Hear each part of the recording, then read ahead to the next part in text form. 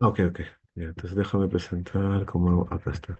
Doctor, ¿me pasa la diapositiva, por favor? Ah, Ya, es la primero, misma, la clase, creo, ¿no? primero termino eso y luego paso a la otra. Ya. Ah, ok, ok. Doctor, ¿y la retroalimentación sería al final de la clase o...? Si logramos eso, porque estoy en la clínica acabando el, Ah, mi día bien. ah, Pero en todo caso, la próxima clase al inicio la hacemos, pues. ok, doctor. Ya. El martes es el examen, ¿no? Entonces, no, el martes que viene es el examen, ¿no? Sí, doctor. Ok, como estoy en mi país preparando el examen. Ok, nos hemos quedado en Topson. Allá, acá esta cosa de acá. Ya. Vamos a correr un poquito. Ya. Eso, un momento, voy a cerrar la puerta.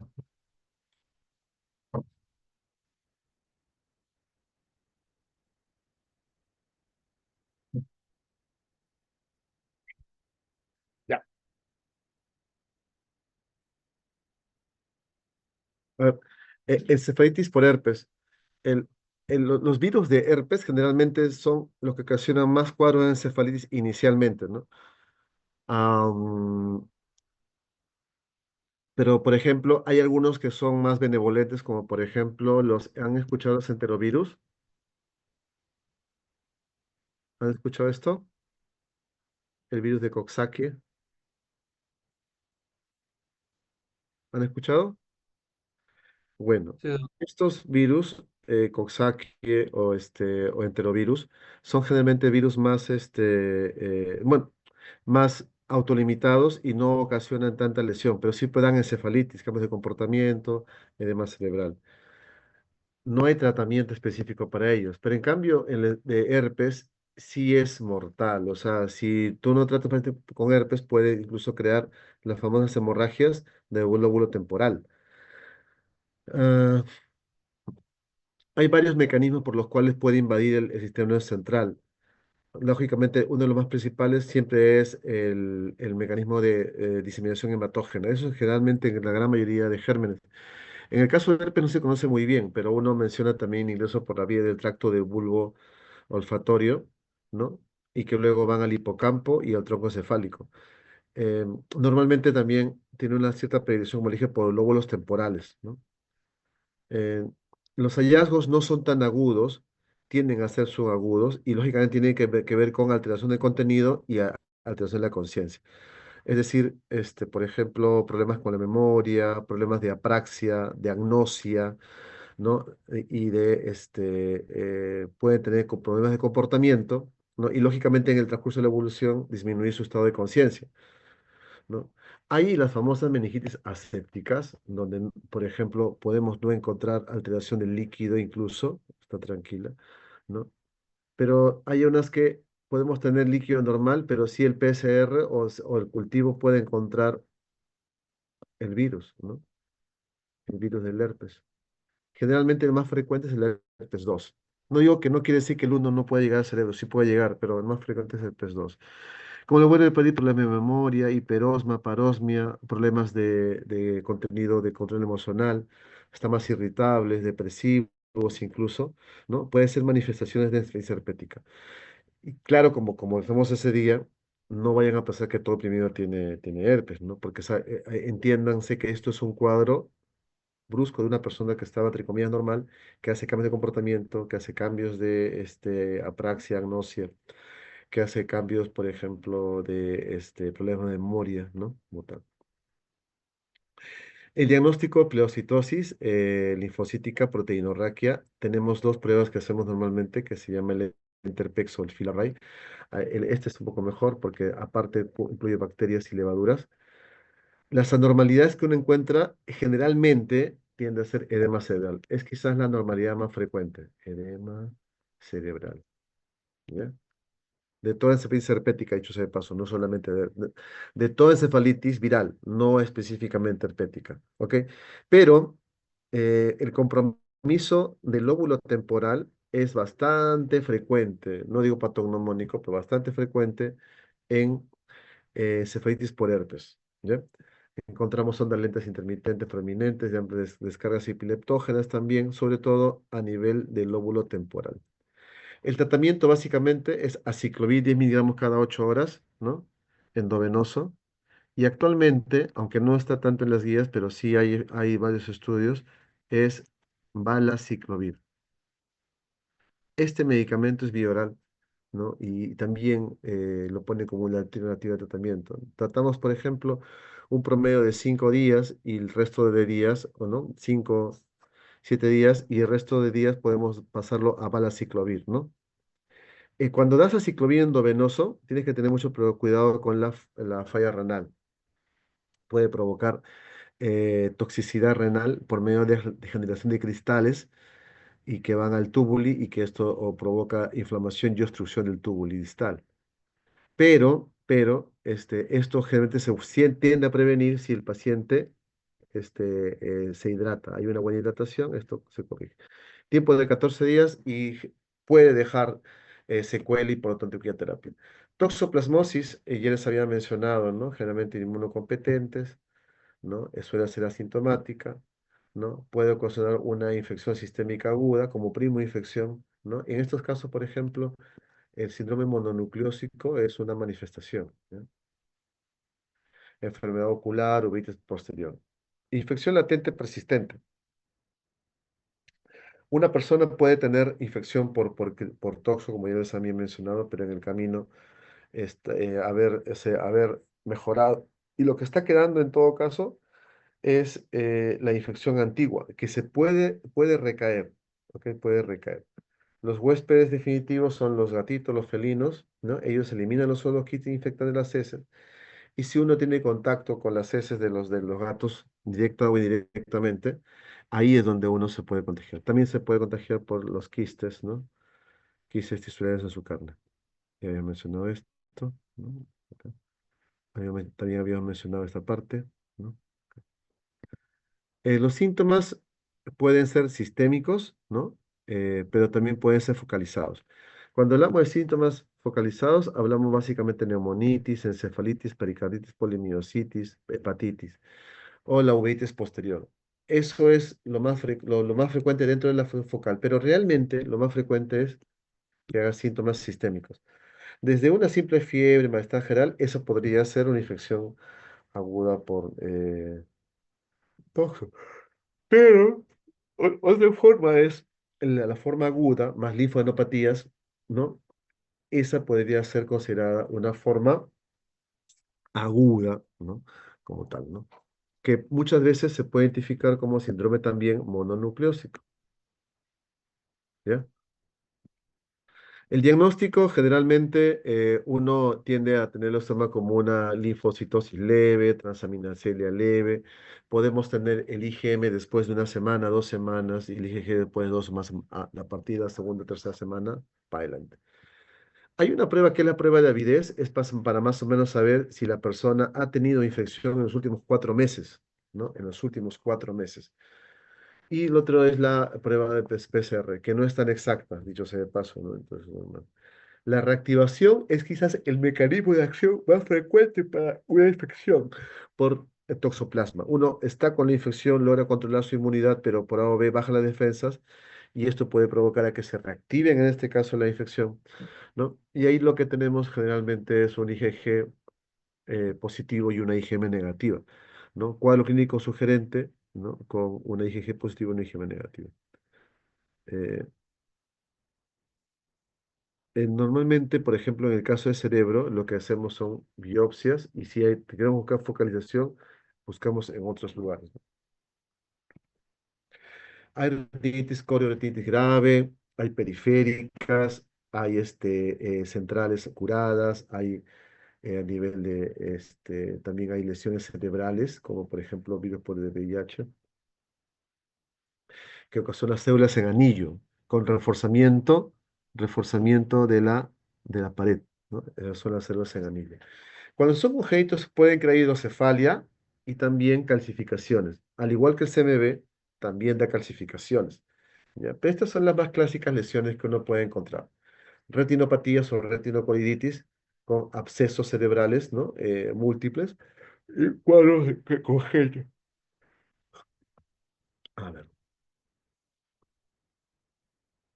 el tratamiento en inmunocompetente, si yo les preguntara en el examen, el tratamiento en sí del libro es pirimetamina con sulfadiazina. ¿Ok? Listo, ahí no hay ningún problema. Eso es lo que se tiene que dar. Ácido folínico lo damos básicamente porque la pirimetamina puede provocar anemia por alteración en el metabolismo del ácido fólico. Uno de los pasos que está en todos los pasos del proceso de los folatos, ¿no? Puede ser prevenido, por así decirlo, por la leucoborina, que es el ácido folínico, ¿no? O sea, puede ser, ¿no? Porque muchas veces cuando usan pirimetamina, el trabajador, el personal de salud, el mismo paciente, ¿no? Cuando uno usa pirimetamina en cualquier contexto, puede ocasionar aplasia o, mejor dicho, anemia, ¿no? O leucopenia. Por eso hay que tener mucho cuidado con este medicamento. Este medicamento es bastante tóxico. Deberíamos tenerlo porque es parte del tratamiento, pero no lo tenemos ahorita en la mano. Una de las indicaciones podría ser emplear cotrimoxazol, ¿no? El famoso Bactrim.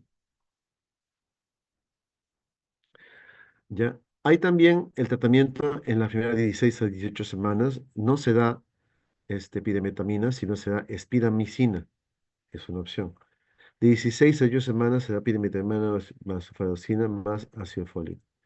En el congénito se da pirimetamina, sulfadocina, leucovorina, ¿no? Y acá está lo que a mí menciona que es el Bactrim, ¿no? Rabia, esto ya los había mencionado, ¿no? Acerca ¿no? del virus de la rabia, ¿no? Normalmente, ya les había dicho, es que tiene una predilección por el tejido nervioso. Y recuerden que desafortunadamente, cuando tienes el diagnóstico de rabia, lamentablemente esto es muerte garantizada, ¿no? O sea, los pacientes no salen de esto, ¿no? La transmisión, la exposición de la saliva de la mordida de los animales, ¿no? Actualmente lo más común son los murciélagos, ¿no? Son los murciélagos. Las manifestaciones clínicas, una encefalopatía progresiva, ¿no? Y muerte, síndromes prodrómicos que van desde fiebre baja, escalofríos, ¿no? Como cualquier enfermedad, y parestesias de sitio operatorio, dependiendo de dónde te haya mordido, no esté herida, ¿no? La rabia furiosa, la rabia tonta, ya habíamos hablado, ¿no? Presentaciones atípicas, ¿no? Déficit sensorial.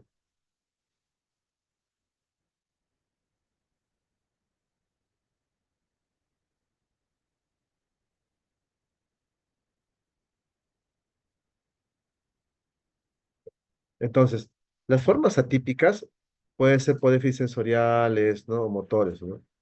Movimientos coreiformes, convulsiones.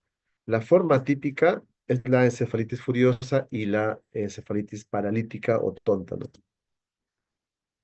El diagnóstico, básicamente por historia clínica, puede parecerse alrededor de la mordedura, tinción de inmunofluorescencia en el virus de biopsia por piel.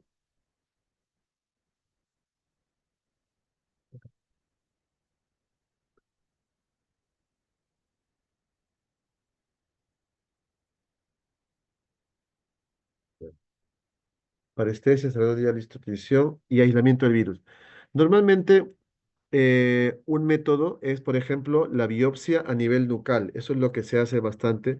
Pero actualmente con los PCR sí es factible, en todo caso, la identificación del virus, sea a nivel de saliva o también podemos anticuerpos en suero o en líquido cefalorraquídeo. Pero ahorita los PCRs ayudan un montón para este coronavirus. La vacunación puede ser de 4 o 5 dosis, ¿no? Las primeras vacunas de 4 dosis son las que están, por ejemplo, con antígenos generados, ¿no? Por células diploides humanas, ¿no? Y esto puede provocar que el paciente pueda tener algún tipo de reacción asociada, ¿no?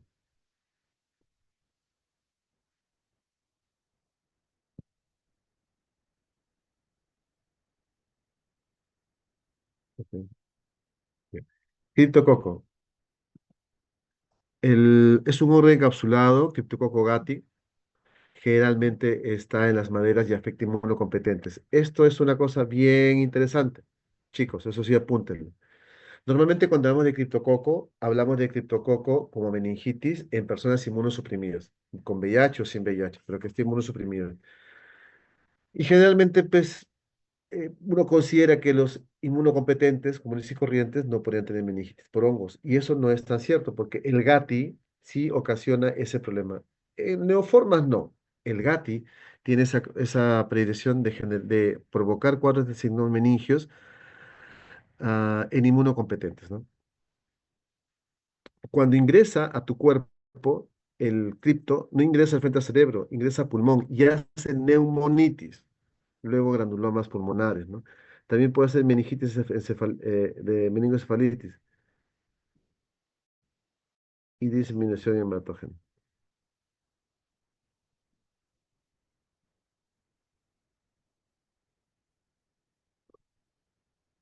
Uy,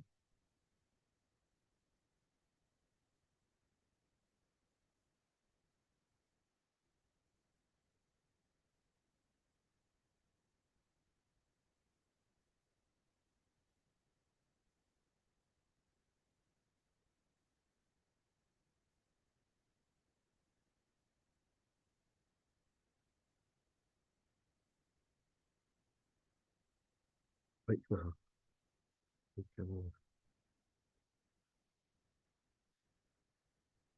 ya, acá.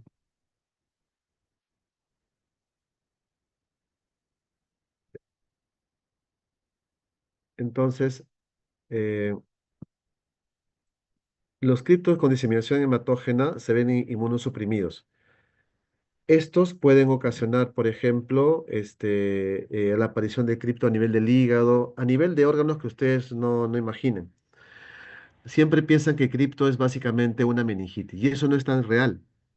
Por ejemplo, nosotros tenemos publicado un promedio de 3 casos de pacientes con cripto a nivel de duodeno, ¿no? No específicamente solamente da compromiso neurológico, también puede estar en otros órganos, que sí se disemina. Eh, Normalmente en inmunocompetentes puede dar neumonitis y se autolimita, como una neumonitis viral bueno, por hongos y que se autolimita. En inmunosuprimidos sí, o se disemina y lo peor que puede pasar es que vaya al sistema central, donde se van a crear la famosa meningitis por cripto o incluso en algunos casos, cosa que no hemos visto, criptococomas, ¿no? Masas provocadas como tal. Diagnóstico, histología, ¿no? Si es que es una biopsia, cultivo de hongos, antígeno criptosérico. Esta es una prueba bastante útil. Podemos tomarle el suero a un paciente con VIH en estadio SIDA menor de 50 y tomamos la muestra y puede estar positivo. Dice, ¿qué tanto influye esto? Sí. O sea, es una forma indirecta de saber que el paciente también podría estar con eso y que en cualquier momento podría presentar cuadro clínico de me dijiste por cripto, ¿no? Y el otro son las imágenes. Pero gente, de lo más importante que uno debería estar considerando es este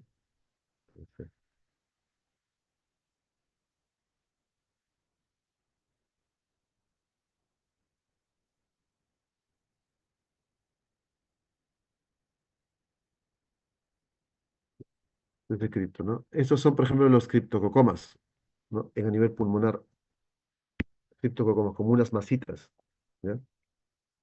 Tratamiento es anfotericina liposomal, idealmente. La forma liposomal, como ustedes saben, la anfotericina, el fármaco, me imagino, han llevado a que, desafortunadamente,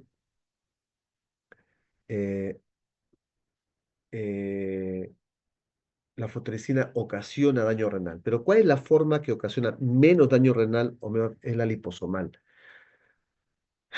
Acá en el Perú tenemos la forma de deoxicolato. Esa es la desventaja, ¿no? Y tenemos otra opción. En la primera fase normalmente damos anfotericina liposomal o anfotericina en el sitio no tuviéramos no liposomal, que viene a ser la anfotericina, que es la deoxicolato, la B-deoxicolato, y y lo podemos unir a fluconazol, si vamos a trabajar con una dosis alta de, lo unamos a 5-fluoxitocina. Ya, oh, disculpa, perdón.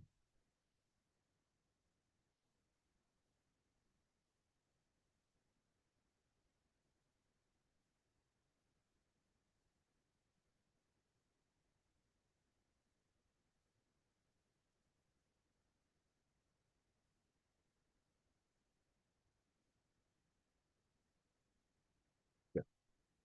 Entonces, uno puede usar anfotericina, liposomal o deoxicolato y lo estándar es unirlo con 5-fluoxitocina. Pero lo que hacemos generalmente es unirlo con fluconazol. Es una buena alternativa y las guías ya lo respaldan. Y esto es mucho más lograble que tengas anfotericina y fluconazol.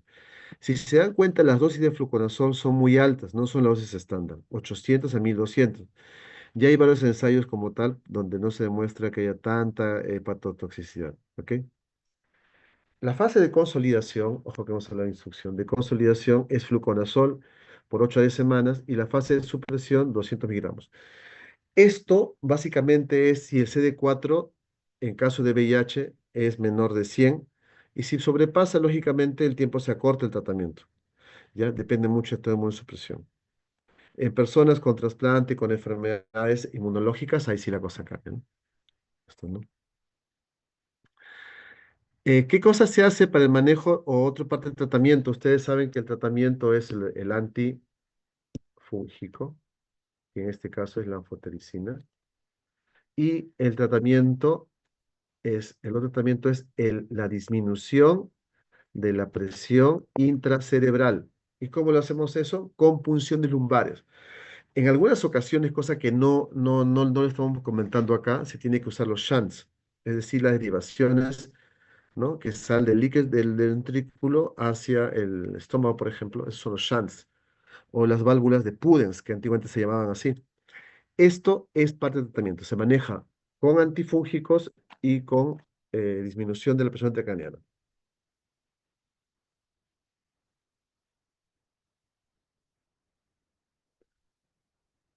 ¿No han visto ustedes ahí? Se tiene que hacer varias punciones lumbares secuenciales. Puede ser que lo haga uno al día o dos al día. A veces está el dolor de cabeza que hay que hacer punciones repetidas cuando tenemos cripto de fotoforma, ¿no?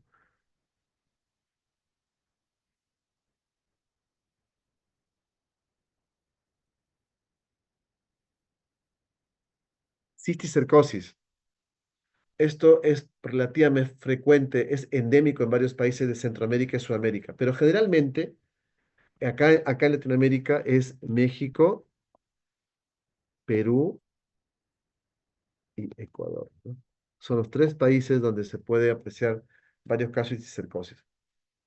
La tiene solo en quistes en los tejidos del sistema nervioso central, ¿no? Y ahí es donde se puede generar, en este caso, el cisticerco, ¿no?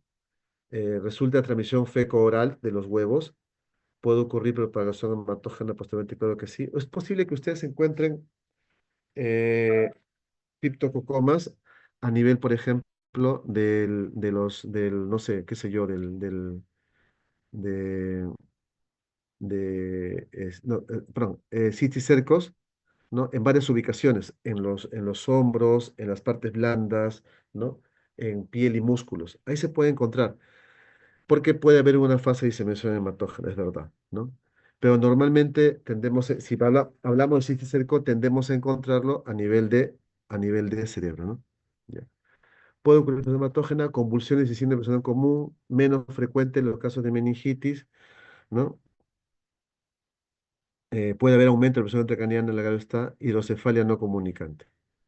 Este es el ciclo de cisticerco, esto ya ustedes lo van a revisar, pero básicamente hay que entender que cómo ingresa un cisticerco por la exposición al cerdo, no en sí a su carne, sino a las heces, ¿no? O aquello que se contamine con las heces del cerdo. Ahí está, ¿no? Las oncoesferas y estas son las que posteriormente van a ingresar a los tejidos, ¿no? Y generan los cisticercos, ¿no? La manifestación clínica muchas veces hay una fase viable o de quiste viable que es asintomática, no causa mucha inflamación por años. Hay una fase de degeneración, es decir, el quiste dentro del cerebrito, ¿no? Está acá, por ejemplo, el quiste. Mientras, digamos, no ocasione problemas, puede estar el quiste tranquilo, pero si se empieza, por así decirlo, el quiste a degenerar, ¿no? O morir, por así decirlo, se crea un halo de inflamación. Ese halo de inflamación alrededor del quiste puede provocar la convulsión, ¿ya? Esa es la explicación fisiopatológica que es la degeneración del quiste y que ocasiona la convulsión. Ese es un punto importante porque este es el punto en el cual se llaman fase de degeneración. Podemos tener después en el futuro, cuando tu inmunidad responde muy bien, granulomas calcificados, que si bien es cierto, ya no están activos porque están muertos y calcificados, pudieran ocasionar convulsiones porque están ubicados en zonas estratégicas. Y como se dan cuenta, dentro de la patología o la fisiopatología del cisticerco, el problema es que cuando vas a tratarlo, no siempre es una sola fase. Un cerebro puede tener varias fases, puede tener fases viables de degeneración, calcificaciones en varias cantidades y en varias ubicaciones. Por lo tanto, puede generar cuadros clínicos diferentes. Depende de localización, claro que sí, ¿no? El cuadro clínico, por ejemplo, si tienes a nivel cortical, si tienes a nivel temporal, a nivel occipital, ¿no? Dependiendo de eso, va a haber una manifestación clínica. Alteraciones extraneurales puede ser, por ejemplo, puede estar en varios tejidos, como les había mencionado, y quedarse ahí como cisticerco, ¿no? La afectación muscular y subcutánea. En el pasado, para poder confirmar el diagnóstico, cuando le di muchas pruebas, ¿qué hacíamos? Es bien gracioso.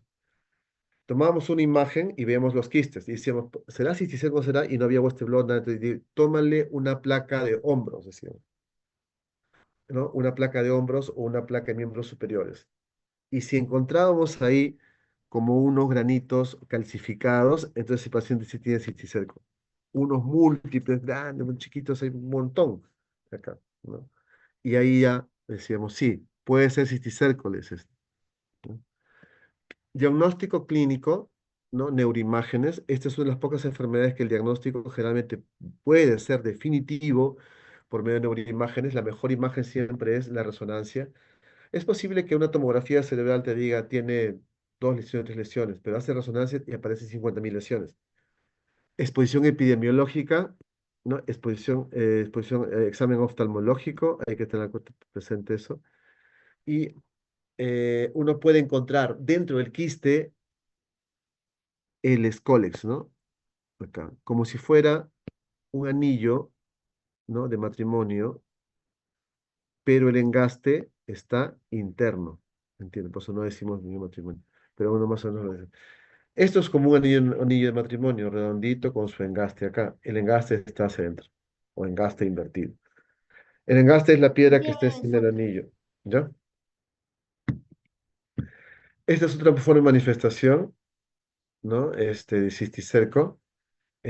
Cuando ustedes diagnostiquen neurocisticercosis, tienen que siempre sospechar que no vaya a ser que por diseminación hematógena se ha ido al ojo. Antes de tratar o hacer cualquier intervención, hay que descartar que no esté en el ojo. Entonces se hace un examen, una fundoscopía, eso sí es preferido hacerlo con nuestro amigo el oftalmólogo, y determine si hay cambios estructurales sugerentes de criptococo. ¿Por qué? Al momento que usted le haga el tratamiento, el antiparasitario interactúa con el quiste, con el parásito y puede crear una convulsión. Si ustedes crean un encuentro el parásito y el antiparasitario, puede crear una inflamación a nivel de la retina y el paciente queda ciego. Eso ha pasado varias veces en el pasado, por desconocimiento de la bacteria de tratamiento.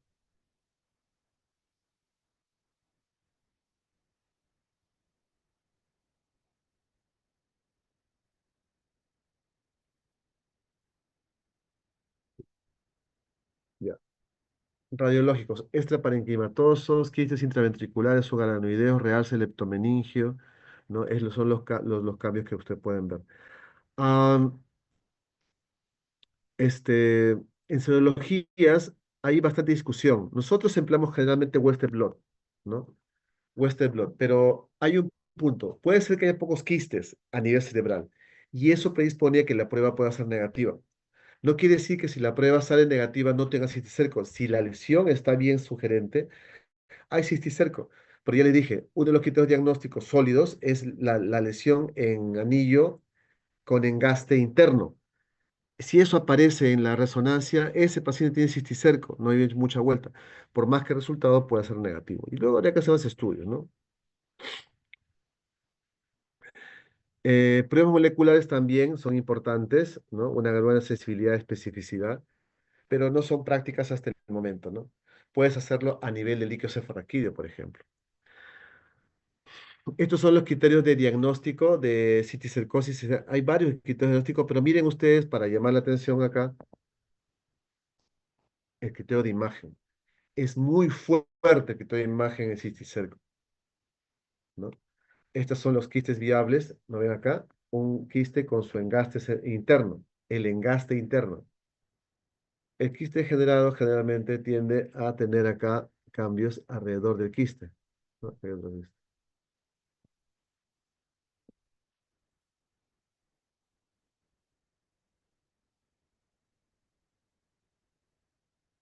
Listo.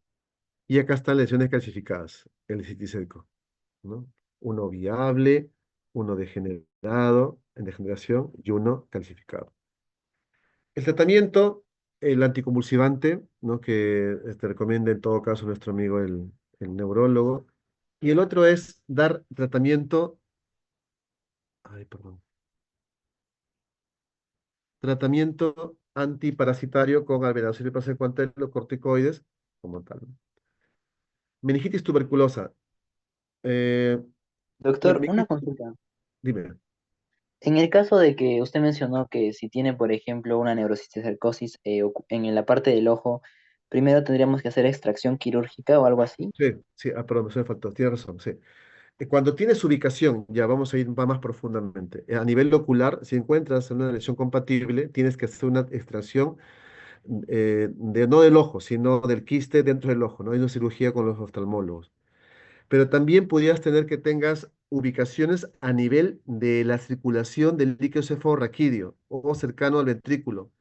¿Qué es lo que hay que hacer? También retirar el quiste de esa zona antes de tratar. ¿Por qué? Porque si se rompe el quiste y entra al líquido cefalorraquídeo, hay una diseminación por el líquido cefalorraquídeo y puedes crear después una ventriculitis y él se inflama y se obstruye la circulación y el paciente va a tener que entrar en presión intracraniana y requiere un shunt. ¿Me dejo entender? O sea, no es tan sencillo. Hay situaciones en las cuales no se trata urgentemente. ¿Ya? Gracias, doctor. Ya. Las formas clínicas más severas, ¿no? Por tuberculosis es la meningia. Con bastante mortalidad y generalmente se desarrolla por reactivación, ¿no? Una reactivación como tal.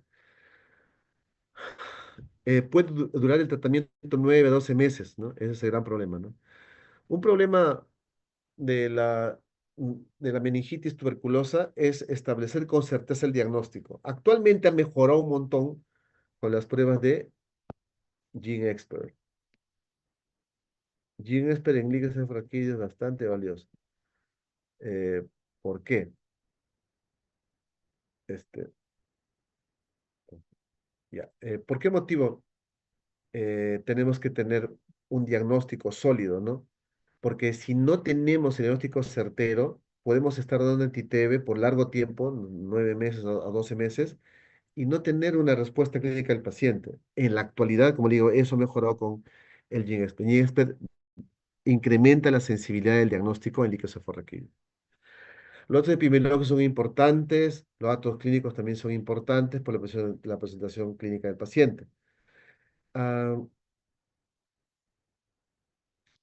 hay una cosa que es interesante de encontrar, que es el 75% de pacientes con MEC-TB tienen una TB en otra ubicación, ¿no? Es paciente, puedes tenerlo, por ejemplo, un paciente con TB meningia, no, perdón, con TB pulmonar, con TB gastrointestinal, puedes tener TB meningia, ¿no?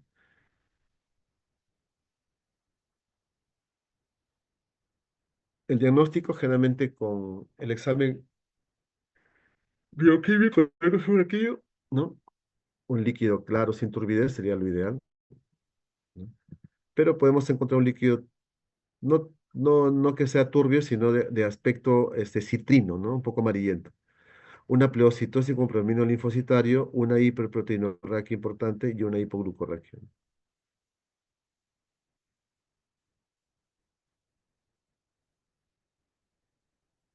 Ya. La prueba de ADA. La prueba de ADA. ¿Qué es la prueba de adenosina aminasa? Ustedes saben que existen células TH1, ¿no? Y estas son las que median la inmunidad contra tuberculosis.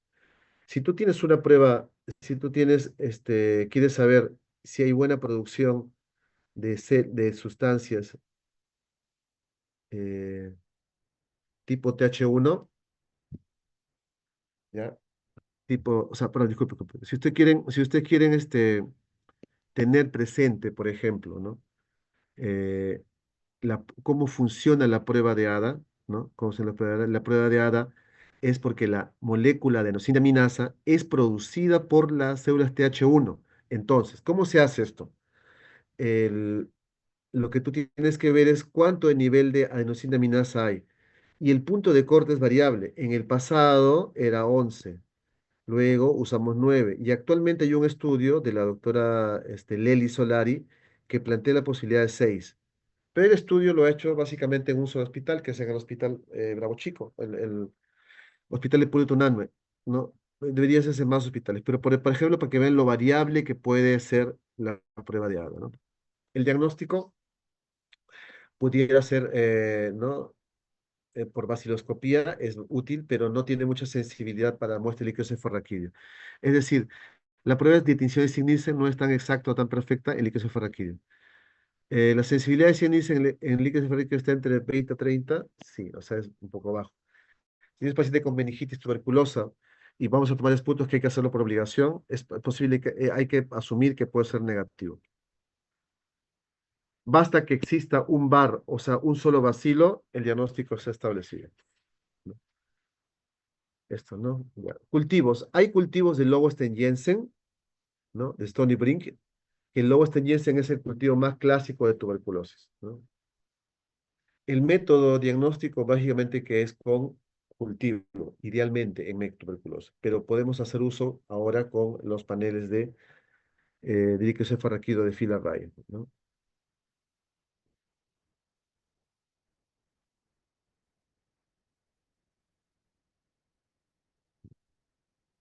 Los medios sólidos, ¿no?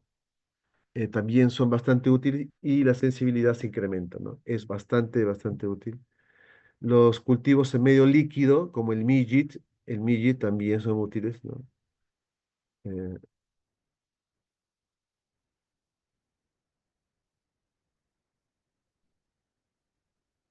ya. Los cultivos en el líquido y la biología molecular. En la biología molecular tenemos el GeneXpert, ese es un boom, esto ayudó bastante. ¿Y por qué motivo? Porque hay varios estudios que avalan la identificación la Mycobacterium cefalorraquídeo por GeneXpert mucho más que otros métodos de biología molecular. Entonces, es bastante útil para nosotros para una tuberculosis. Una cosa muy interesante es esto. Se requiere una gran cantidad de líquido. ¿Cuántas gotas ustedes saben que existe en un cc de líquido cefalorraquídeo?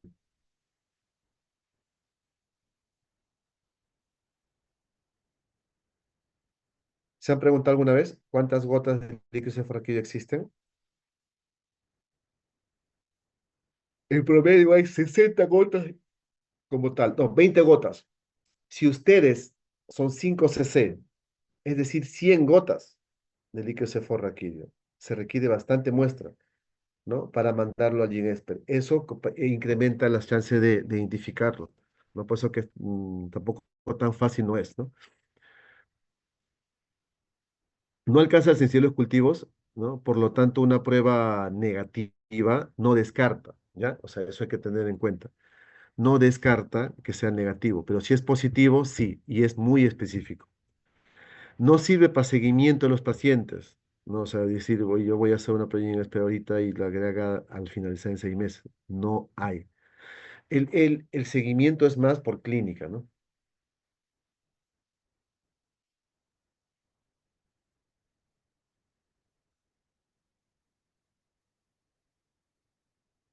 Ya. Eh, ok. GeneXpert Ultra. El GeneXpert Ultra tiene mejor sensibilidad. ¿Y por qué le dicen ultra? Porque pesca cantidades mínimas de micobacterias. El GeneXpert común tiene una capacidad no de captura y este es cantidades más pequeñas. Lo empleamos bastante, por ejemplo, en TB pulmonar cuando no podemos tener diagnóstico y sospechamos como tal, que tiene clínica familiar, todo, se le hace el ultra y el ultra pesca, lo que no pescaba el GeneXpert común, no pescaba el BK, ¿no? La ventaja de los expert o los plataformas moleculares es de que te ofrecen que básicamente que eh, la identificación ocurre independientemente de que el cultivo todavía esté corriendo, todo eso, ¿no? La tuberculosis depende mucho, ¿no? Su pronóstico del estadio de la enfermedad, ¿no? Si usted es un estadio avanzado de enfermedad tuberculosis, lógicamente la mortalidad es mucho alta. Lamentablemente, las MEC tuberculosas dejan bastantes secuelas, ¿no? En el tiempo, ¿no? Hay tres fases de clínica, ¿no? Una común y corriente, con fiebre, bien inofensiva. Otro con irritación meningia, confusión mental, ¿no? Y signos focales. Y la última es con disminución del tejido, de estado de conciencia y crisis convulsivas.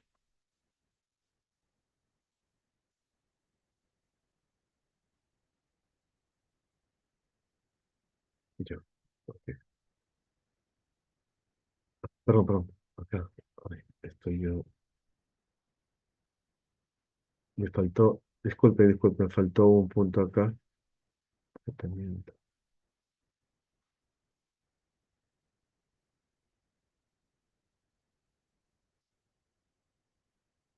Ya. El tratamiento empírico, si tenemos GeneXpert busca la resistencia ¿a qué? A rifampicina. Si sale negativo, damos el esquema común y corriente. Si sale positivo, planteamos la posibilidad de resistencia o de MDR. Hasta ahí todo bien. Pero una particularidad del tratamiento de la TB meningia es que empleamos anti-TB, pero tenemos que sumar corticoides. Y este es el esquema de corticoides. 0,4 por kilo de hexametasona por una semana y luego bajando 0,3, 0,2, 0,1. Ya. Las meningitis eosinofílicas. Este es un tema medio exótico porque esto no es prevalente acá, pero sí es importante que lo tengan en el radar porque las meningitis eosinofílicas pueden aparecer un momento acá. Y uno de los patógenos que son bastante, digamos, no digo importantes, son las anatostomas, los toxocaras. Son los más frecuentes que ocasionan meningitis eosinofílicas. Más de 10, ¿no? Eosinófilos, o igual en LSR, o al menos que 10% del conteo total sea en LSR, ¿no?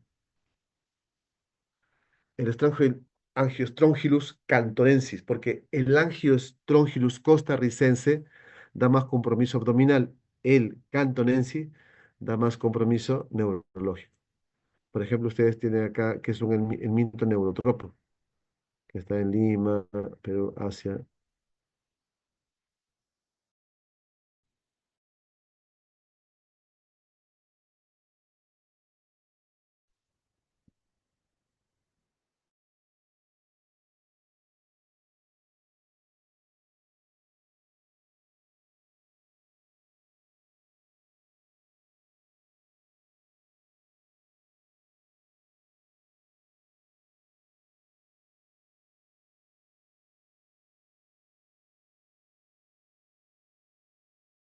El cantonensis generalmente está en la zona del Pacífico Sur, Asia, ¿no? Australia y Caribe.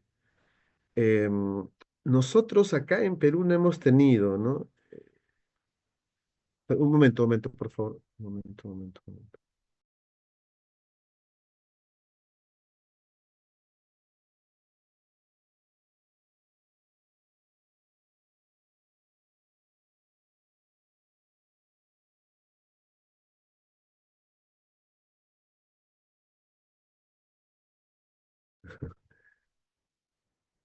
Hay que tener en cuenta eso, o sea, por favor, o sea, pero lo que sí me importa mucho es que lo tengan dentro del radar, porque lo que puede suceder es que por los viajes puede venir un paciente, eso sí, y sucede, ¿no? Él vaya a otro país y lleve su enfermedad, ¿no? Ah, entonces eso hay que tener en cuenta bastante, porque encontrar eosinófilos en el líquido cefalorraquídeo, de frente, ustedes piensan, pueden ser estos que he mencionado acá, pero vamos a ver acá, que he mencionado, o que sea malignidad, medicación o cuerpo extraño, ¿entienden? Ya está, no es tan difícil. Todos este de acá y este de acá son los más frecuentes, ¿no? Dentro de los parásitos. Am, en una oportunidad yo encontré eosinófilos, pero era porque tenía un síndrome hiperosinofílico y encontré un síndrome eosinofílico cefalorraquídeo. No era infección, por ejemplo, ¿no? Ah, yo estaba pensando que sí, no era infección, era una enfermedad, una hiperosinofílica, síndrome hiperosinofílico idiopático, ¿no? Que después fue una leucemia. Y después segundo diagnóstico, ¿no? Hay que ingerir los huéspedes intermediarios, ¿no? ¿No? Infectados o huéspedes paroténicos, ¿no? O sea, los camarones, los cangrejos, las ranas, las verduras crudas, ¿no? Que contienen material los huéspedes intermediarios o paroténicos, ¿no? Por ejemplo, las conchas ¿no? Y sus secreciones. Migran del tracto digestivo hacia el sistema central y, por ejemplo, no causan infecciones en los ratones, ¿no? Que tienden a ser como que los parásitos, los huéspedes definitivos, ¿no? O sea, ¿no? Nosotros nos convertimos en un huésped intermediario, ¿no? Ellos son los definitivos y estos son por así decirlo, los intermediarios. Uno puede ingerir alimentos que están contaminados con, ¿no? Con las sustancias, con las secreciones de estos parásitos, perdón, de estos intermediarios, y luego ya del tracto digestivo irse al cerebro, ¿no? La clínica puede comenzar de la primera semana al primer mes después de la exposición. Predomina meningitis más que encefalitis, ¿no? Puede autolimitarse de 1 a 2 semanas. Eosinofilia periférica, ¿no? Generalmente tiene que estar presente, es bastante común, da una hiperosinofilia como tal. No causa lesiones notables, pero lo más interesante es que a pesar de que el parásito esté en el cerebro, el tratamiento tiende a ser simplemente la observación, porque no existe antiparasitario, o mejor dicho, no hay estudios que digan que avalen tanto el uso de antiparasitario a nivel meningio. Es más, si tú usas antiparasitario, es posible que el paciente se agrave, ¿no? Se empeore. Por lo tanto, en el buen porcentaje, si usted revisa en la literatura, se autolimita, pero sí hay que observarlos hospitalizados, ¿no? Natostoma va por ese mismo camino, ¿no? Que el Natostoma spinigerum, ¿no? Es endémico en el sureste de Asia, Tailandia, México, América Central y Suramérica, ¿no? Los perros definitivos son los perros y gatos, ¿no? El helminto madura en el estómago de los huéspedes y pasa a las heces, ¿no? Las larvas son ingeridas por los crustáceos, ¿no? Del género de Cyclops, y estos son ingeridos por los hospederos paroténicos, ¿no? Los peces, las ranas. Que no sean, los paroténicos son los que no son estrictamente los intermediarios, ¿no? Para aclarar el término, sino que son los que alternativamente puede ahí el parásito subsistir, ¿no? Para después infectar a los definitivos, ¿no? Los humanos se infectan porque consumen, ¿no? Ingieren a los huéspedes paroténicos crudos o cocidos, ¿no? Y posteriormente migra.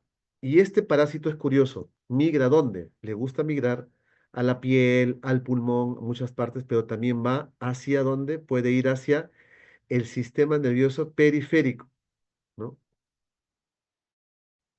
Natostoma, ¿no? Que puede puede uno exponerse por medio de los paroténicos, generalmente los peces, ¿no?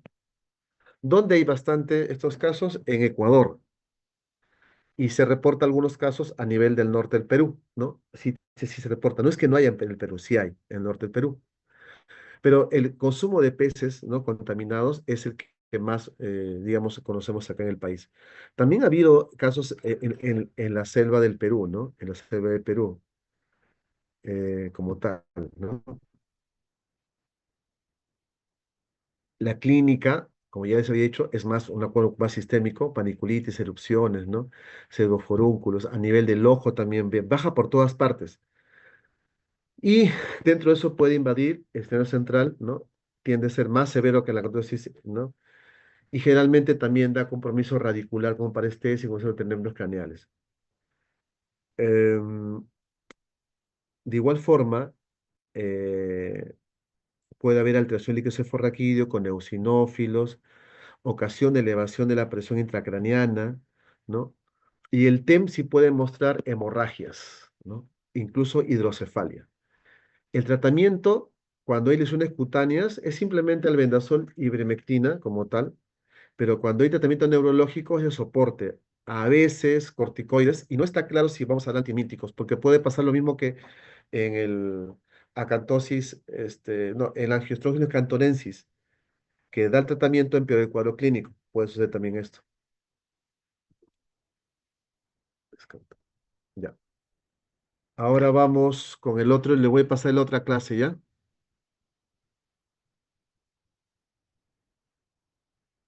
La otra clase, la otra clase de tuberculosis.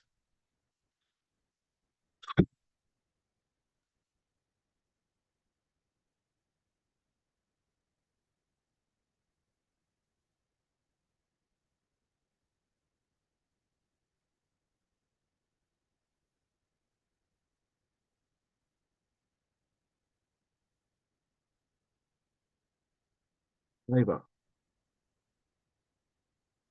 Ahí estoy pasando a esta, Ariana. Ya, doctor, muchas gracias. Sí, sí, sí. Me va a demorar un ratito, ¿no? Porque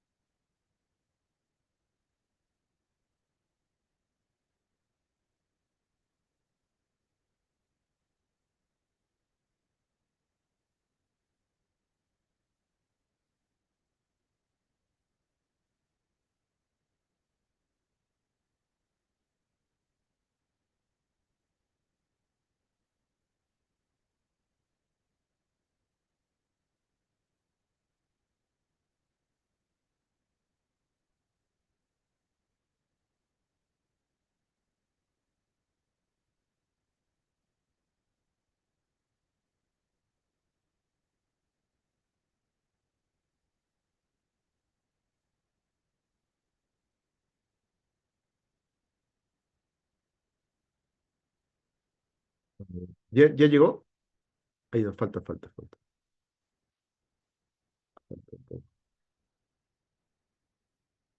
Ah, ya. A ver, otra vez, intentando.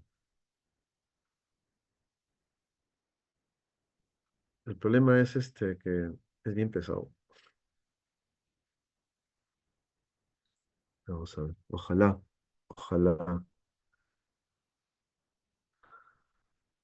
¿El tema es de TBC, doctor? No, o sea, es pesado. Ese es el problema. No No sé sé si qué va a problema. poder pasarse por WhatsApp. Ok. ¿Pasó? No, todavía no me llega. ¿Pasó? No, no, todavía, doctor. Ya, ya. Porque está ahí. Ya.